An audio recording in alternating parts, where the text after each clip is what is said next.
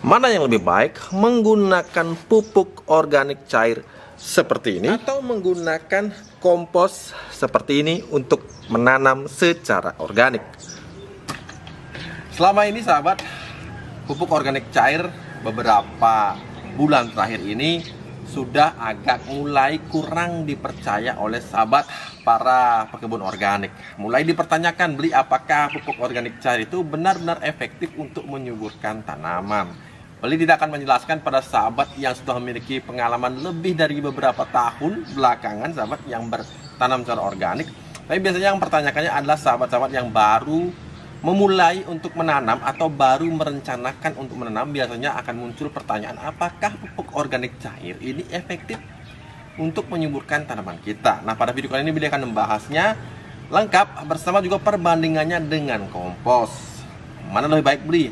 Apakah saya menggunakan pupuk organik cair atau saya menggunakan kompos seperti ini? Mana yang lebih jago? Mana yang beli pilih? Nah, agar lebih objektif, Billy akan memberikan head to head. Jadi perbandingannya benar-benar kita akan bikin perbandingan ini dengan secara seadil-adilnya. Tentu saja juga di sini ada sudut pandang dari Beli yang mungkin nanti akan berbeda dengan sudut pandang dari sahabat Bali Organik TV. Nah, sekarang Beli akan tempatkan pupuk organik cair ini di sebelah kiri, sedangkan komposnya Beli taruh di sebelah kanan. Yang pertama sahabat, yang pertama dari segi bahan pembuatnya, mana yang Beli pilih, mana yang lebih simpel dan mudah dilakukan. Kalau pupuk organik cair tentunya bahannya itu mulai dari yang sangat sederhana sekali, bahkan hanya bisa menggunakan air cucian beras saja. Kemudian bahan untuk kompos di sini seperti yang Beli jelaskan di video-video sebelumnya, untuk membuat kompos setidaknya kita memerlukan bahan C berbanding N yang seimbang. Dengan bahasa yang lebih sederhana, bahan coklat dan bahan hijau ini harus ada. Paling tidak ada bahan hijau, ada bahan coklat. Kemudian kita gunakan kedua bahan ini, kita kombinasikan untuk terdekomposisi seiring waktu. Nah, kalau dari segi bahan sahabat, keduanya sama-sama simpel sebenarnya, bergantung keberadaan sahabat di mana. Tapi di sini karena Beli yang menilai, maka ini lebih ke pandangan Beli. Bagaimana sudut pandang Beli menilai mana yang lebih baik, mana yang lebih simpel maksud Beli menggunakan membuat pupuk organik cair atau membuat kompos. Maka di sini Beli mengatakan bahwa jauh lebih simpel kalau di tempat Beli itu membuat kompos. Sehingga di sini pemenangnya adalah kompos dari segi bahan bakunya. Kemudian yang kedua sahabat, dari segi proses pembuatannya, mana yang ribet Beli, mana yang lebih simpel. Nah, pada proses pembuatannya memang antara kompos dan pupuk organik cair, di sini pupuk organik cair perlu sekali diperhatikan sahabat. Jadi ketika kita membuat pupuk organik cair, ada beberapa aturan yang Beli sering nyatakan pada video-video sebelumnya. Jangan mencampurkan bahan hewani dengan bahan nabati. Bila harus membuat pupuk organik cair dari kedua bahan itu, usahakan terbuat secara terpisah, karena unsur hewani ini akan ada unsur pemecahan proteinnya. Kemudian mengenai kompos, justru kompos ini sahabat dalam prosesnya yang kita perlukan hanya menjaga agar kelembabannya terjaga. Jangan sampai terlalu kering atau jangan sampai terlalu basah. Jangan sampai terlalu panas pada proses dekomposisinya atau jangan sampai terlalu dingin ketika dalam proses pembusukannya. Jadi di sini sekali lagi, proses mana yang lebih simpel? Komposkah? Beli akan memilih pupuk organik cair. Kenapa Beli katakan seperti itu?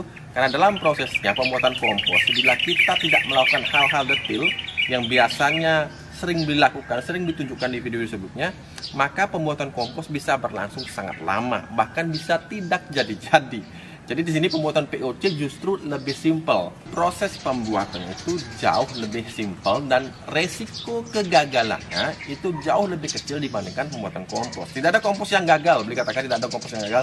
Cuma kadang-kadang prosesnya itu tidak sempurna sehingga lama jadinya. Sehingga di sini Beli akan memilih POC sebagai proses pembuatan yang lebih simpel. Kemudian yang berikutnya, lama prosesnya. Mana yang membutuhkan waktu lebih lama? Di sini ada dua perbedaan mendasar sebenarnya yang terjadi dalam proses pembuatan kompos dan proses pembuatan pupuk organik cair. Kalau kompos sahabat, proses yang terjadi itu disebut sebagai proses dekomposisi. Kalau pupuk organik cair, mayoritas proses yang digunakan, mayoritas sahabat ya, ini adalah proses fermentasi. Jadi mana yang lebih membutuhkan waktu yang lebih panjang? Tentu saja kompos. kompos. Karena kompos untuk menghasilkan tekstur yang benar-benar baik, tekstur yang dingin sahabat. Terlebih kalau kita menggunakan teknik lazy composting, kode kompos malas, ini pernah dibahas di video beberapa tahun yang lalu. Ini akan membutuhkan proses 3 bulan bahkan sampai 6 bulan baru menghasilkan tekstur yang baik untuk kita aplikasikan. Jadi kalau untuk pupuk organik cair paling lama beli prosesnya itu pernah makan waktu sampai 3 bulan, tapi jarang sekali sahabat, kecuali bahan-bahan tertentu yang memang susah. Tapi biasanya bahkan sejak 1 minggu, 21 hari, 1 bulan, 1,5 bulan itu sudah baik sekali kita aplikasikan kepada tanaman. Jadi pemenangnya di sini adalah pupuk organik cair. Nah, kemudian dari aplikasinya, mana yang menang beli aplikasi pupuk organik cair atau aplikasi penggunaan kompos? Nah, di sini kalau pupuk organik cair kelebihannya adalah selain bisa dikocorkan, ini juga bisa dilakukan penyepraian, dicampur air, diencerkan, kemudian dilakukan penyepraian pada daun atau sistem pemupukan foliar, pemupukan melalui daun, ini yang tidak bisa kita terapkan pada kompos. Tentu saja tidak lucu kalau kita menggunakan kompos yang kita taburkan pada daun sahabat. Jadi kalau kompos itu hanya bisa membenahi dari bawah, menutrisi dari bawah, dari daerah perakaran. Kalau pupuk organik cair maksudnya ini bisa juga dilakukan pemupukan secara foliar atau penyepraian. Jadi di sini pemenangnya adalah pupuk organik cair. Kemudian mengenai efektivitasnya beli, mana yang lebih efektif, penggunaan kompos atau penggunaan pupuk organik cair? Nah begini ya, jadi mengenai efektivitas ini sekali lagi bergantung pada situasi dan kondisi. Beli sering sekali jelaskan pada video-video sejak beberapa tahun yang lalu sahabat, bahkan mungkin sejak tahun 2020 di channel ini juga. Jadi pemberian pupuk organik cair itu sangat efektif bila kita berikan di musim kemarau. Karena apa? Pupuk organik cair sahabat, ini ketika kita berikan di musim penghujan biasanya akan tercuci dengan mudah. Jadi begitu kita kocok langsung datang air hujan, maka akan tercuci dengan mudah. Jadi pemberian pupuk organik cair di musim kemarau, baik dengan teknik pengocoran maupun teknik foliar, ini akan sangat efektif dibandingkan dengan pemberian pupuk kompos di musim kemarau, terlebih bila airnya itu terbatas sahabat. Jadi kalau pupuk pengocoran sahabat pada pemberian pupuk organik cair ini sekaligus juga kita menyiram. Jadi satu langkah, dua manfaat. Sedangkan kalau kita memupuk di musim penghujan, kita memberikan kompos sahabat, maka kompos ini tidak akan mudah tercuci. Bahkan kompos ini bisa membuat media, kepadatan media ini menjadi lebih baik, terutama bagi sahabat yang menanam di pot maupun di polybag.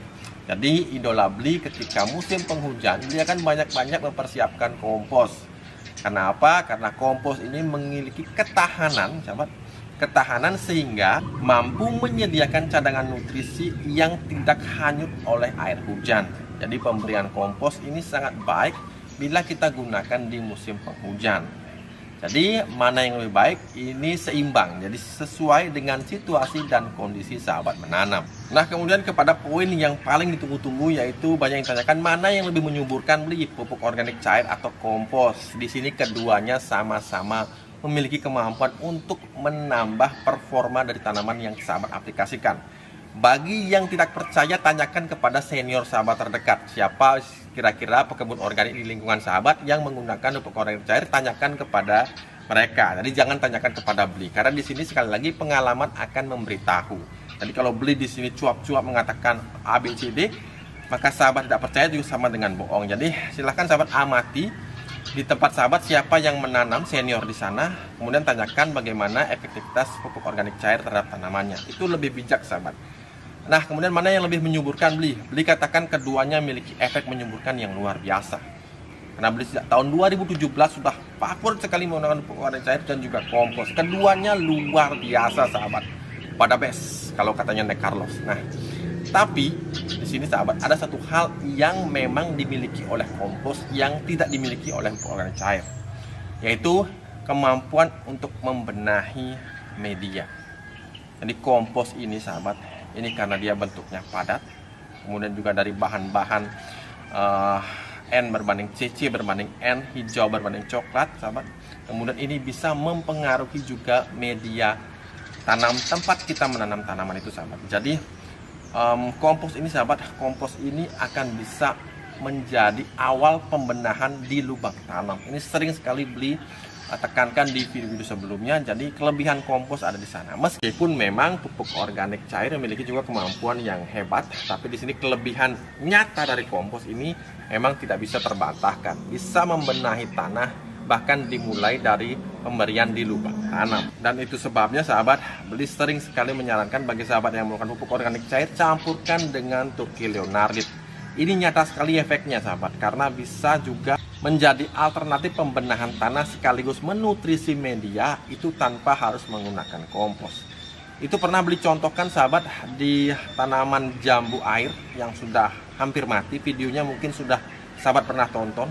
Dan akhirnya bisa tumbuh hanya dengan 2 jenis pupuk yang beli gunakan. Nah, ini dia sahabat tanaman jambu air yang beli ceritakan. Jadi beberapa bulan yang lalu sahabat, ini benar-benar sudah mati. Banyak mengira tinggal dicabut saja. Ini sisa-sisa mengeringnya masih kelihatan. Sekarang sudah benar-benar seperti mendapatkan kehidupan yang baru sahabat. Terubus semua. Ini sudah ada videonya sahabat, beberapa kali beli ulas dalam beberapa video. Dan metode penyelamatannya juga sudah berikan, sudah beli cantumkan di video itu juga.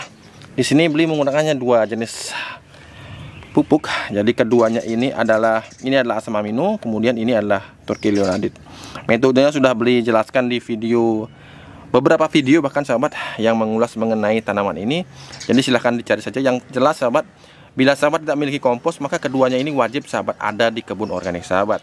Dan seperti yang dijelaskan di video kemarin, bahwa beberapa hari terakhir adalah detik-detik terakhir sahabat mendapatkan atau restock apapun yang sahabat butuhkan untuk kebun organik sahabat, karena BioTV Shop dan Bali Organic TV di Shopee itu akan tutup. Jadi silahkan sahabat dapatkan sebelum tidak ada lagi. Jadi ada yang bertanya, beli berapa lama sih sahabat? Beli akan libur, tutup seperti itu di Shopee. Beli tidak dapat menentukan waktunya. Yang jelas kita tidak ada stok lagi, sehingga beli daripada seperti kemarin gagal lagi pengiriman. Jadi lebih baik kita akan tutup sementara untuk menyiapkan ketersediaannya lagi. Jadi bagi sahabat yang saat ini sangat membutuhkan, silahkan serbu saja sahabat, karena tinggal beberapa hari lagi ini sudah kita tutup dari Shopee. Luar biasa, hijau muda, terubus semua.